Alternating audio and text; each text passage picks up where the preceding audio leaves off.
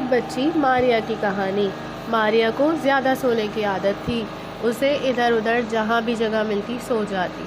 گھر والے بھی حیران و پریشان تھے۔ اسکول سے بھی ماریا کی نیند کی شکایت آتی۔ پوری رات بھی وہ سوتی رہتی، پھر جہاں موقع ملتا دن میں سو جاتی۔ امی نے سوچا اس کا معائنہ کروائیں۔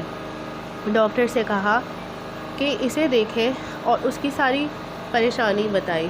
ماریا نے کہا کہ جی مجھے نیند بہت زیادہ آتی ہے۔ تو ڈاکٹر نے کہا کہ ماریا کو دواؤں کی نہیں بلکہ کھیل کود میں مصروف رکھنے کی ضرورت ہے۔ اس کے پیرنٹس اسے ٹائم دیں، اس کے ساتھ کھیلیں، اس طرح وہ چاق و چوبند رہے گی۔ ڈاکٹر کی بات سن کر امی ابو غور و فکر کرنے لگے کہ ہم واقعی بچوں کو کم ٹائم دیتے ہیں۔